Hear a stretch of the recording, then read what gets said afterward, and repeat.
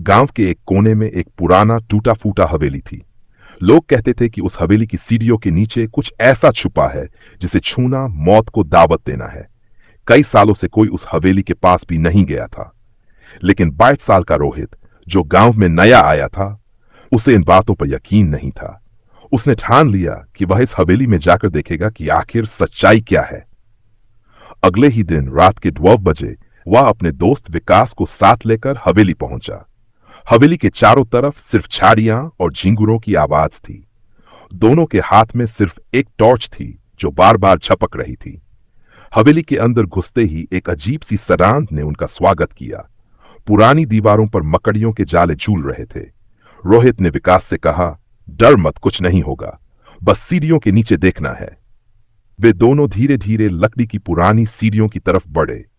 सीढ़ियां चरमराती आवाज कर रही थीं। जैसे ही रोहित ने सीढ़ियों के नीचे टॉर्च डाली, उसे वहां एक पुराना लोहे का संदूक दिखा। विकास ने रोहित का हाथ पकड़ा और बोला, चल वापस चलते हैं, कुछ ठीक नहीं लग रहा। पर रोहित ने उसकी एक नहीं सुनी। उसने धीरे धीरे संदूक को खोलने की कोशिश की। ताले पर जंग लगी थी, लेकिन थोड़ी जोर से खींचने पर ताला टूट गया। जैसे ही संदूक खुला, अंदर से एक ठंडी हवा का झोंका निकला। अंदर सिर्फ एक पुराना लाल रंग का कपड़ा था जिसमें कुछ लिपटा हुआ था। रोहित ने जैसे ही कपड़ा हटाया, एक सरी गली खोपड़ी निकली। अचानक हवेली में खड़खड़ाहट होने लगी। सीढ़ियां हिलने लगीं।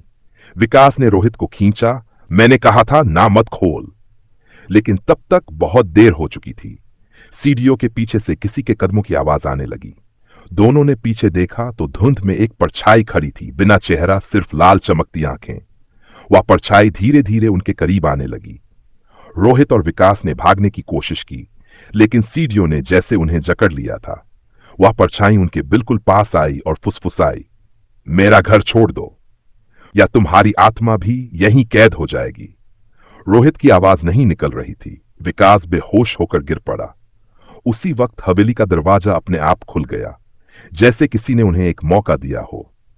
रोहित ने विकास को खींचा और दोनों किसी तरह हवेली से बाहर निकले। बाहर निकलते ही हवेली से एक भयानक चीख सुनाई दी, जैसे किसी ने अंदर हमेशा के लिए दरवाजा बंद कर दिया हो। उस रात के बाद गांव में सबने हवेली को गिरा देने की मांग की। लेकिन कहते हैं, जो उस हवेली की सीढ़ियों के नीचे छुपा राज जान लेता है, उसकी जिंदगी कभी पहले जैसी नहीं रहती। कभी अगर तुम उस गांव जाओ तो भूलकर भी उस हवेली की टूटी सीढ़ियों के नीचे मत देखना। हो सकता है वो परछाई आज भी तुम्हारा इंतजार कर रही हो।